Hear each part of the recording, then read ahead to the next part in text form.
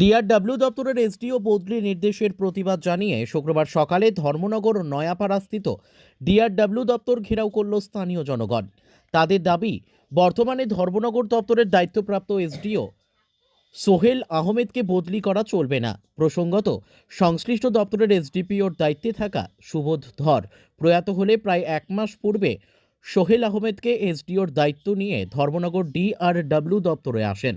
তিনি দায়িত্ব পেয়ে বিগত এক মাসের তার কার্যকালে ধর্মনগরের কালাছড়া, কাঁঠালটিলা, মালাকারপাড়া, অসিত সরণি সহ বিস্তীর্ণ এলাকার বহু বছর পুরনো পানীয় জলের সমস্যার সমাধান করেছেন। এরই মধ্যে আচমকা ওনারকে বদলির নির্দেশ দেওয়া হয় অন্যত্র। এই খবর ছড়িয়ে পড়তেই ধর্মনগরের বিভিন্ন অংশের জনগণের মধ্যে ক্ষোভ দেখা দেয়। সেই ক্ষোভের নিরিখেই বৃহস্পতিবার সকালে ধর্মনগর পুর এলাকার বেশ কয়েকজন কাউন্সিলর সহ শতাধিক জনগণ নয়াপাড়াস্থিত ডিআরডব্লিউ দপ্তরটি ঘেরাও করে রাখে দীর্ঘক্ষণ। দপ্তরের গেটের সামনেই চলে ধর্না। দীর্ঘ প্রায় 2 ঘন্টা যাবৎ চলতে থাকে ধর্না।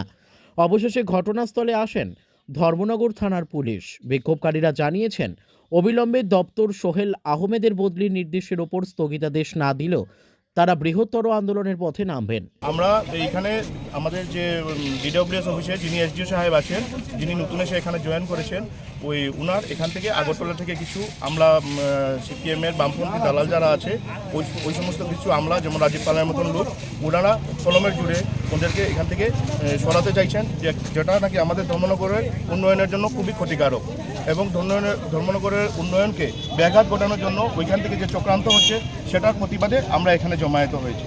ঠিক আছে, যে বিগত 25 বছর থেকে যেসব এই এরিয়াতে জলের কাজ হয়নি বা অনেক কিছু প্রবলেম ছিল, যেটা বিগত আমলে যারা ছিলেন, আমি বলতে চাই না উনি এখন স্বর্গবাসী হয়ে গেছেন, তা সত্ত্বেও কিছু কিছু কাজ হয়নি, যেটা নাকি উনি 25 দিন হয়েছে জয়েন করেছেন। এই 25 দিনের মধ্যে অনেক সমস্যার সমাধান হয়েছে।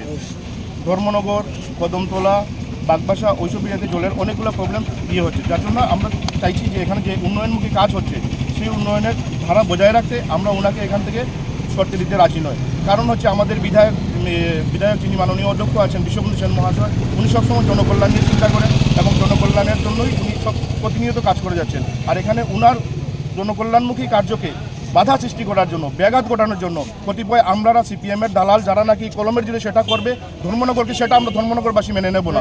এর জন্য আমরা সেই প্রতিবাদে এটার জন্য ধিক্কার জানাতে আমরা এখানে একসাথে সমবেত হয়েছি। Bureau report, news tele Bharat.